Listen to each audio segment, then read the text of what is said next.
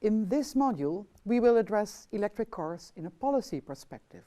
More specifically, the public policy perspective, the perspective of government and public administration. Why does public policy matter, you may wonder? Should a technological innovation like electric vehicles not find its own way into the market?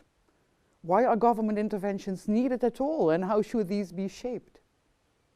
In this section, we will focus on the first question: why should government intervene to stimulate electric mobility? In a democratic society, government intervention must be justified. It is not enough to specify the problem to be solved and the goal to be reached. We must also ascertain the public interests at stake. Public interests are, for example, concerned with public health and safety, safeguarding the rule of law, ensuring equal treatment of all citizens, and protecting the weakest members of society. Government is in place to protect public interests and safeguard public values. Let us start now with the problem to be solved and the goal to be achieved. Poor air and water quality, climate change, energy security, renewable energy usage, sustainable mobility and social welfare are amongst the key issues to be addressed. We see governments around the world embracing electric mobility as a solution or part of the solution to a wide range of problems where the public interest is at stake. Which problems then are electric vehicles supposed to solve? I will briefly review the various policy challenges where electric vehicles are providing solutions. The first one is public health policy. Air quality is a serious challenge in many cities today. We all know the pictures of severe smog in megacities like Beijing and Delhi, but even in cases where air pollution is not visible to the naked eye, it poses a clear and present danger to public health. Road traffic is a major cause of urban air pollution, as the car exhaust fumes of conventional cars, trucks and buses contain many compounds that affect our health, including NOx and particulate emissions. NOx refers to both nitric oxide and nitrogen dioxide, which contribute to the formation of smog and acid rain. NOx reacts with ammonia, moisture and other compounds in the atmosphere to form nitric acid vapor and related particles. Internal combustion engines on diesel and gasoline also emit fine particulate matter in the form of soot. The European Joint Research Centre, the JRC, and the World Health Organization have identified the main categories of particulate matter in urban air in 51 different cities around the world. In these studies, PM2.5 and PM10 are used as indicators for air quality. PM2.5 stands for all particles smaller than 2.5 micrometers, and similarly PM10 for all particles smaller than 10 micrometers. And as you can see in this slide, the sources of particulates in ambient air vary around the world, depending on the type and intensity of industrial activity, depending on the intensity of traffic and the quality of transport fuels used, depending on the fuels used for heating and cooking, but also depending on natural conditions, such as salt particles in the air in coastal regions and dust particles in desert areas. Chronic exposure to particulates in ambient air leads to a number of health risks. All types of very fine particulate matter can penetrate deeply into sensitive lung tissue and damage it, not only causing or worsening respiratory diseases such as emphysema or bronchitis, but also affecting the cardiovascular system and aggravating existing heart disease. As you can see in the next slide, the various sources of particulate matter in the PM10, the 10 micrometer fraction, show a different distribution than in the 2.5 micrometer fraction.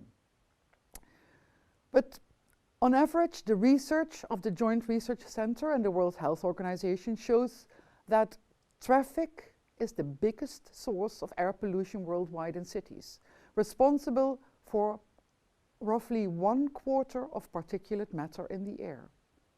So now you understand why governments around the world are embracing electric vehicles. Electric vehicles are emission-free, and moreover, they are silent, and hence bring major improvement to the ambient air quality and the livability of the urban environment. The importance of this improvement cannot be underestimated when you realize that already more than 50% of the world's population lives in cities, and that between today and 2050, the population in urban regions will increase with 2.5 billion people. Let us now move to climate change policy as the second policy domain. Conventional vehicles not only emit NOx and particulates. The combustion of hydrocarbons also results in carbon dioxide emissions. Carbon dioxide may not be the most potent greenhouse gas, but the massive volumes of carbon dioxide emissions worldwide make it by far the biggest contributor to the phenomenon of man-made global warming. In December 2015, the United Nations Framework Convention on Climate Change, the UNFCCC, adopted the so-called Paris Climate Agreement, which entails a commitment to keeping the global temperature rise this century well below 2 degrees Celsius above pre-industrial levels, and to pursue efforts to limit the temperature increase even further to not more than 1.5 degrees centigrade. As of November 2017, 195 UNFCCC members have signed the agreement. The threat of global warming is another reason why governments are interested in emission-free electric mobility. So, within the framework of the Paris Climate Agreement, many countries also signed the Paris Declaration on Electromobility and Climate Change and the corresponding call to action. These countries strive to have at least 20% of all vehicles on the road to be electrically powered by 2030, which is not very far away. Now you may object that electric vehicles may cause indirect emissions at the site where electricity is produced, and you're right. You should realize, however, that it is a lot more cost efficient to remove CO2 from the flue gas of a large power plant than to handle the distributed emissions of millions of vehicles on the road.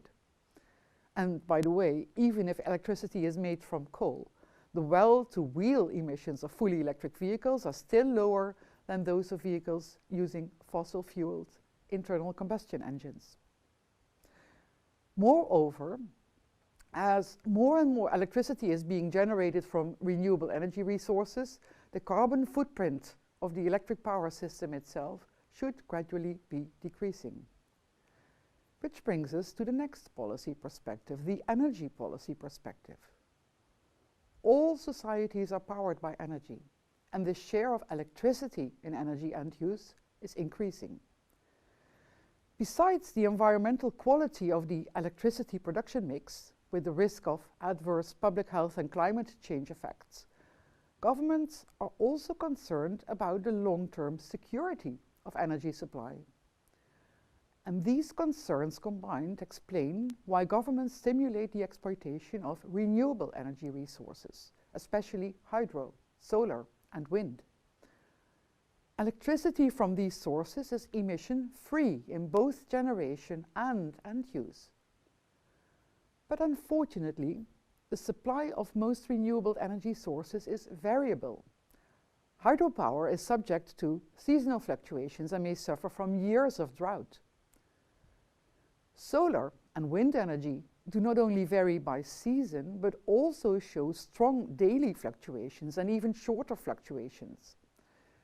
In other words, a power system with a large share of variable renewable sources needs a lot of flexible standby capacity to cover for periods when sun, wind, and hydro cannot deliver. However, Standby generation capacity is often gas-powered, which is not only expensive, it also eliminates part of the environmental benefit of the renewable power system. What's the alternative then? The alternative is to solicit demand response from the electricity end users. The concept here is that variations in the supply of electricity from renewable sources are matched by flexibility in electricity demand. This strategy requires substantial demand elasticity from the end users. The average household in Western economies, however, has very limited demand elasticity. And the trend is that the elasticity is decreasing rather than increasing as more and more household functions rely on electricity. And now, this is where electric vehicles come in. A huge flexibility potential on the demand side can in the future be unleashed by controlled charging of their batteries. That is, in response to the fluctuating supply of electricity from renewable sources. This strategy is also known as grid-to-vehicle steering or smart charging. And at the same time, the combined batteries of electric vehicles represent a substantial storage potential, so that the other way around, vehicle-to-grid services are also possible. The batteries can supply power to the grid during times when renewable sources fall short. In this vision of the future, which obviously requires a lot of ICT support, electric vehicles are seen as active components of the power system. This would entail a revolution, both for the power system and the transport system, which are, with ICT infrastructure, merging into one new infrastructure system. Which brings us to the transport and mobility system, the domain of transport and mobility policy as the next policy domain. Transport of persons and goods is a key factor of economic value creation in any society. The transport policy maker will want to know if electric vehicles will be able to perform the same duties as conventional vehicles do. Will electric vehicles change mobility patterns, and how? What refueling infrastructure will be required? Just battery recharging for battery electric vehicles, or also hydrogen fueling for fuel cell electric vehicles? Will it be one of the two or both?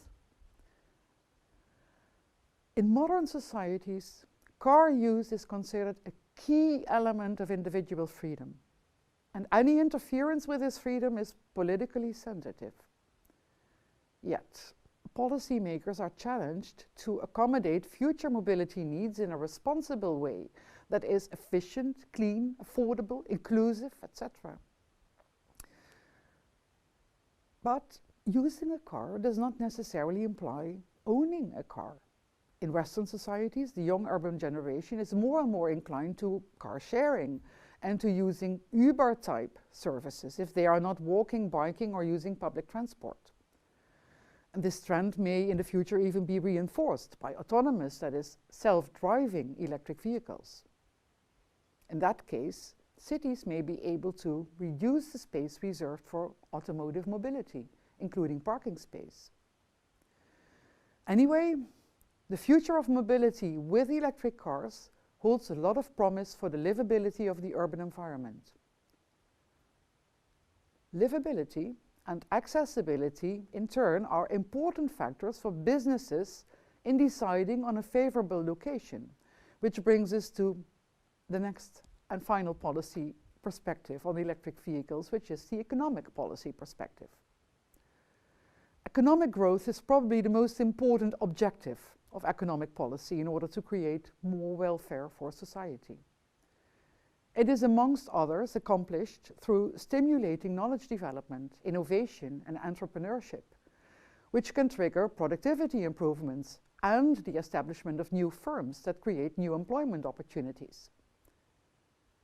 Industry policy aimed at enhancing the performance of established industry sectors and creating new growth opportunities may be another component of economic policy. In view of the challenges posed by climate change and the transition to a sustainable energy system, the new economic policy mantra is green growth. It is in this perspective that policies to support electric mobility may be designed. Just as an example, in its research and development programs, the European Commission has for years been striving to establish a strong European technology position in battery technology. And recently, in October 2017, the European Commissioner for Energy, Maroš Šefčovič, announced he is making billions of euros available to support the establishment of large-scale battery manufacturing facilities in Europe, with which he aims to create 4 to 5 million new jobs. It's time to wrap up. Electric cars seem to solve a great variety of problems where public interests are clearly at stake, such as public health, climate change mitigation, energy security, mobility, and a prospering economy. The table here gives a summary of the policy domains and the corresponding policy goals which we have just discussed, and indicates some of the specific policy targets to be reached. It is, however, difficult to design policy instruments in support of more than one specific policy goal. Another challenge is that government is not a monolithic institution. In the introduction of electric vehicles, not only different policy domains are involved, but also different levels of government, at the national level, at the local, and at supranational levels. And this situation, as we will see, results in a variety of policy instruments being applied. I hope to see you in the next module.